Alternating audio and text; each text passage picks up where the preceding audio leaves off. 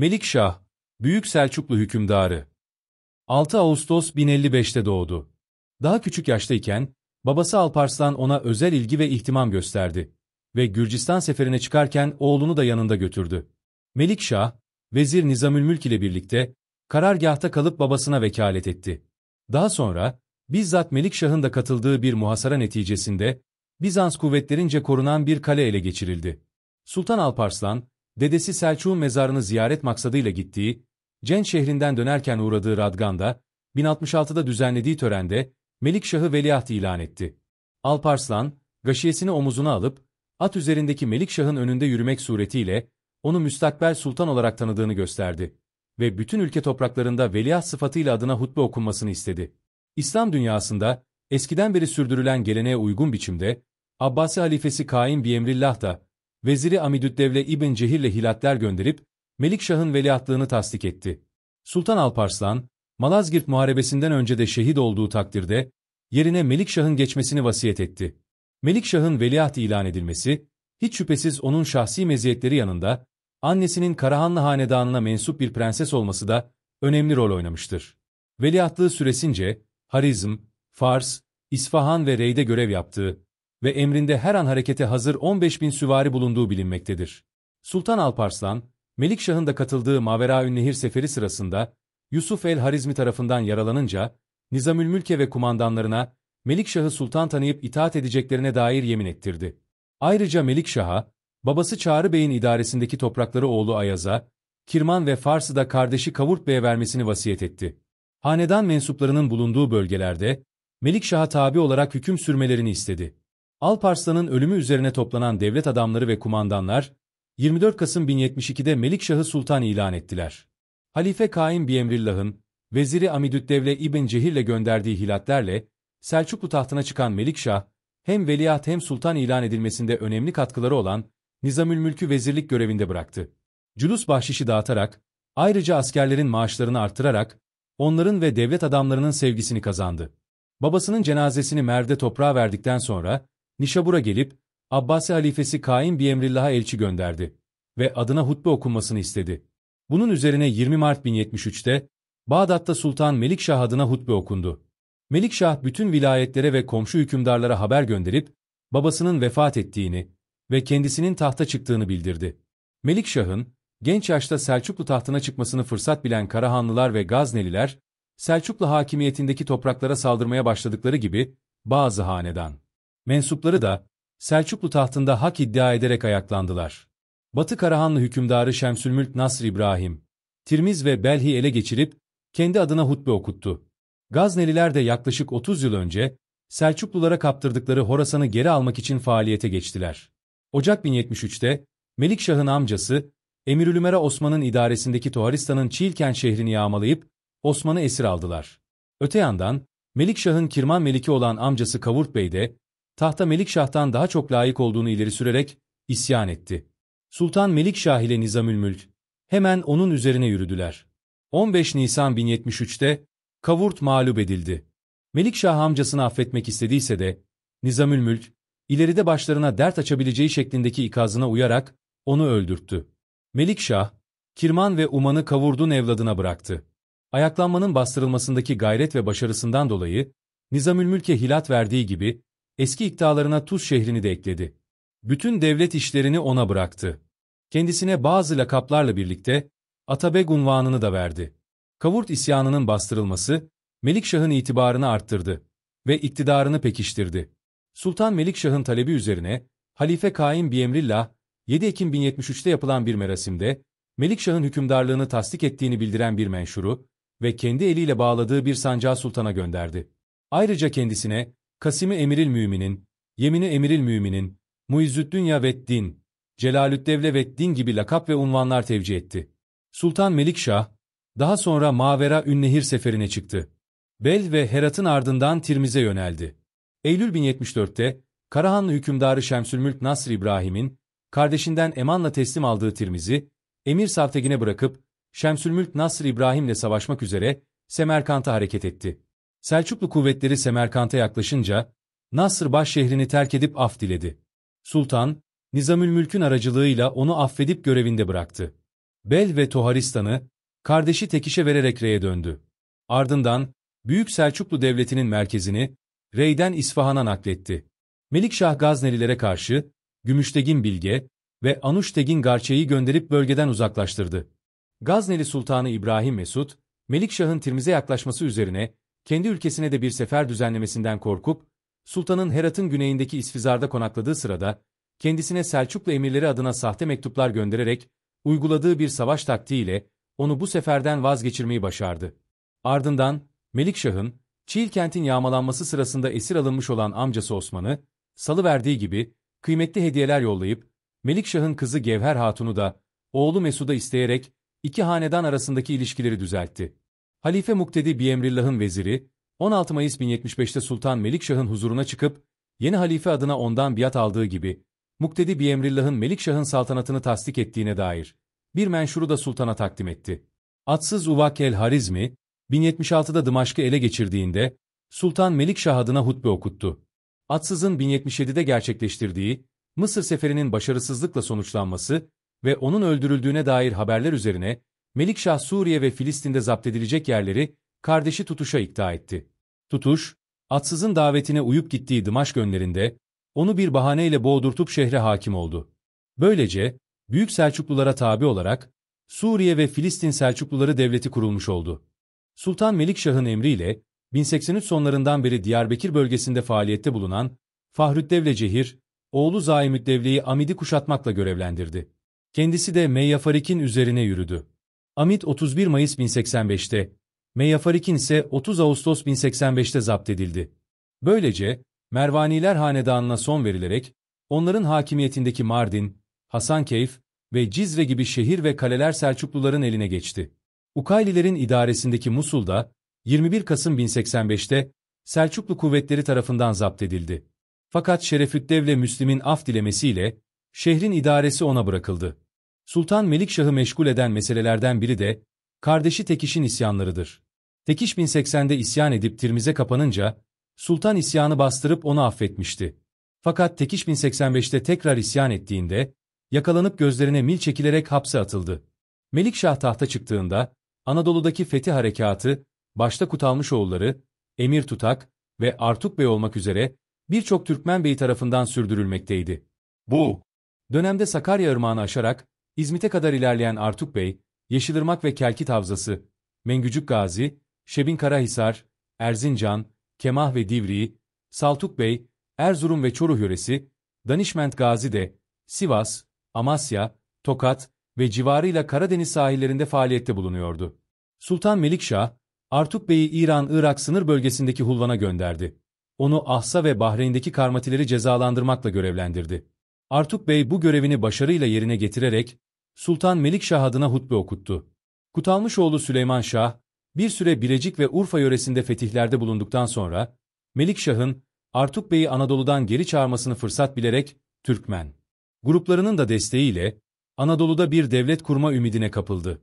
Bizans İmparatorluğundaki taht kavgalarından faydalanarak İznik'i fethetti ve Anadolu Selçuklu Devleti'ni kurdu. Başta İzmit olmak üzere, bütün Bitinya bölgesini ele geçirdi. Süleyman Şah ile kardeşi Mansur arasındaki çekişmelerden rahatsız olan Melikşah, Emir Porsuğu Anadolu'ya gönderdi. Porsuğun yardımıyla, Mansur'u bertaraf eden Süleyman Şah, Sultan Melikşah'tan hükümdarlık menşuru alınca, Anadolu'nun yegane hakimi oldu. Süleyman Şah, Antakya'yı fethettikten sonra, Halep'e hakimiyet meselesinden dolayı, Tutuş'la yaptığı savaşta ölünce, Sultan Melikşah Ağustos 1086'da, İsfahan'dan Halep'e hareket ederek, şehri ele geçirdi. Bir süre sonra da Urfa'yı ve Antakya'yı aldı. Melikşah, 12 Mart 1087'de Bağdat'a gitti ve başta halifenin veziri olmak üzere, devlet erkanı tarafından karşılandı. 24 Nisan 1087'de, muhteşem bir alayla, Darülhilafe'ye gelen sultan burada halife tarafından kabul edildi. Halife, Melikşah'a çeşitli hediyeler ve hilatler verdi. Ayrıca ona doğunun ve batının hükümdarı olduğunu göstermek üzere iki kılıç kuşattı. Melikşah'ın kızı mahallesi Melek Hatun da, Halife Muktedi Biemrillah ile bu sırada evlendi. 22 Mayıs 1087'ye kadar Bağdat'ta kalan Melikşah, buradan İsfahan'a hareket etti. Süleyman Şah'ın ölümünden sonra, onun vekil bıraktığı Ebülkasım, Boğaziçi sahillerine kadar akınlarını sürdürmüş ve Sultan Melikşah'ın gönderdiği Porsuğun desteğiyle Bizans'a karşı başarılar elde etmişti. Ancak, Ebülkasım'ın bağımsız hareket etmesinden rahatsızlık duyan Melikşah, izni alması ve Ebülkasım'ı bertaraf etmesi için, önce Porsuk başarılı olamayınca da Emir Bozan'ı görevlendirdi. Melikşah'a tabi olarak, İznik'te hüküm sürmek isteyen Ebülkasım, 1092 yılında Emir Bozan tarafından öldürüldü. Sultan Melikşah, 1076'da Kafkasya seferine çıktı. Duvin ile Gence'yi, Şeddadi Emir'i 3. Fadlun'dan alıp, Savtegin'i buraya vali tayin etti. Savtegin, Gürcülerle yaptığı savaşlarda mağlup olunca, Melikşah 1079'da Aras üzerinden Gürcistan'a girdi ve Sonket bölgesini yağmaladı. Savtegin'e yardımcı kuvvetler bırakıp geri döndü. Fakat, Savtegin'in Gürcüler karşısında yenilmesi üzerine, Emir Ahmet'i Arran'a sevk etti. Gürcü kralını mağlup eden Emir Ahmet, Kars, Erzurum, Oltu ve Bizans'a tabi bazı şehirleri ele geçirip, bölgeyi Selçuklu topraklarına kattı. Ertesi yıl Şavşat, Acara, Kartili, Ardanuç ve Trabzon'a kadar uzanan sahil bölgesi, Selçuklu hakimiyetine geçti. Gürcü kralı 2. Georgi İsfahan'a giderek, Melikşah'a bağlılığını bildirdi. Sultan Mart 1086 yılı sonlarında, Kafkasya'ya yeni bir sefer daha düzenledi ve bölgeyi Selçuklulara tabi kıldı. Mahalli hükümdarlar, Melikşah'ı metbu tanıdıklarını bildirdiler. Gence yöresi doğrudan merkeze bağlandı. Melikşah, Azerbaycan Genel Valisi, Kutbüddin İsmail Alpsungur Yakuti'yi, Arran ve Kafkasya'nın idaresiyle görevlendirdi.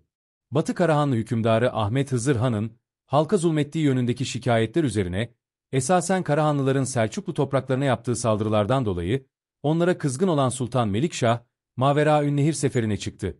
Önce Buhara'yı, ardından Semerkant'ı ele geçirdi. Böylece, Batı Karahanlılar Büyük Selçuklulara tabi oldu.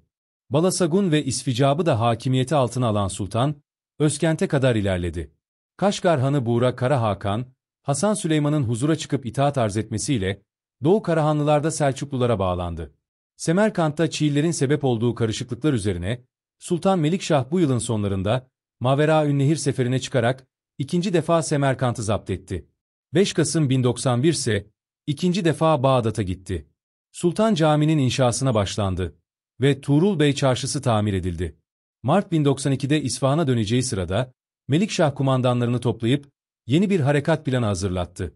Tutuş, Aksungur ve Bozan'ı, Fatımilerin hakimiyetindeki Suriye ve Mısır'ın, Sadüddevle Gevhereyn'le, Emir Çubuğu Hicaz'ın kontrolüne ve Yemen'le Aden'in zaptına memur etti.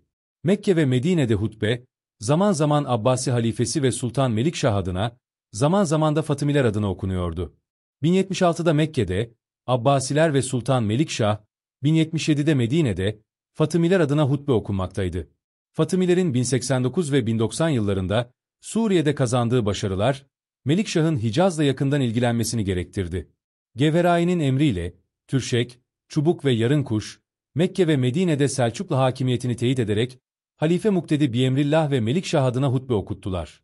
Yarınkuş kumandasındaki Selçuklu ordusu, 1092'de Yemen ve Aden'de, Selçuklu hakimiyetini tesis etti. Sultan Melikşah devrinin en önemli olaylarından biri de, Hasan Sabbah'ın Alamut'u işgal ederek, orada bir Nizari İsmaili devleti kurmasıdır. Melikşah kendisinden sonra da, Büyük Selçuklu devletini uzun süre meşgul eden, Batınilerle mücadeleyi bir devlet politikası haline getirdi. Rudbar ve Alamut bölgesi emiri Yoruntaş'ı, Hasan Sabbah ve adamlarını şiddetle tenkil etmek için görevlendirdi. Alamut Kalesi ele geçirilmek üzereyken, Yoruntaş'ın ani ölümüyle muhasaradan sonuç alınamadı. Sultan daha sonra, bu görevi Arslantaş ve Koltaş'a verdi. Arslantaş Alamut'u kuşattı. Ancak Kazvin dağisi Ebu Ali Erdistani'nin yardıma gelmesiyle, çekilmek zorunda kaldı. Ardından Melikşah, Batınilerle mücadele etmek üzere, Kızılsarık'ı görevlendirdi. Fakat Melikşah'ın ölüm haberi yüzünden, bu seferden de bir sonuç alınamadı. Bazı eserlerde, Sultan Melikşah ile Hasan Sabbah arasındaki, mektup teatisinden bahsedilmektedir. Buna göre Melikşah, Hasan Sabbah'ı yeni bir din icat etmek ve bazı cahilleri kandırmakla suçluyor ve eğer hatasında ısrar ederse kalelerini yerle bir edeceğini ifade ediyordu. Hasan Sabbah ise, verdiği cevapta Müslüman olduğunu, Abbasilerin hilafeti gasp ettiğini, hilafetin gerçek sahibinin Fatımiler olduğunu söylüyor. Sultanı, Nizamülmülk'ün entrikalarına karşı uyarıyor ve Selçuklu devletini tehdit ediyordu. Propaganda amacıyla, sonraki dönemlerde uydurulduğu söylenen bu mektuplarla, Nizamülmülk'ün Melikşah'a sunduğu ariza ve sultanın ona cevabı, Nasrullah'ı felsefi tarafından Çeharname-i Tarihi adıyla yayımlanmış ve Erbaa Resail Tarihiye ismiyle Arapçaya çevrilmiştir. Melikşah'la birlikte İsfahan'dan Bağdat'a giderken, Nizamülmülk bir Batıni fedaisi tarafından öldürüldü. Son zamanlarında rakip ve düşmanlarının, ayrıca Terken Hatun'un kışkırtmaları yüzünden, Nizamülmülk ile Melikşah'ın arası açılmış olduğundan, vezirin katlinden sultanı sorumlu tutanlar olmuş, ancak Melikşah yaralı durumdaki vezirin yanına gidip, olayla hiçbir ilgisinin bulunmadığına dair yemin etmiştir. Bu olayın ardından, sultan yoluna devam ederek Bağdat'a gitti. Rivayete göre Melikşah, Halife Muktedi Biemrillah'tan, Müstazhir Billah'ı veliahtlıktan azlettirip, yerine Kızı Mahallesi Melek'ten olan torunu, Ebülfazıl Caferi veliaht ilan etmesini istiyor. Fakat Muktedi Biemrillah buna yanaşmıyordu. 28 Ekim 1092'de, üçüncü defa Bağdat'a giden Sultan Halife'ye haber gönderip, Bağdat'ı hemen terk etmesini istedi. Devlet adamları araya girerek 10 günlük mühlet aldılar.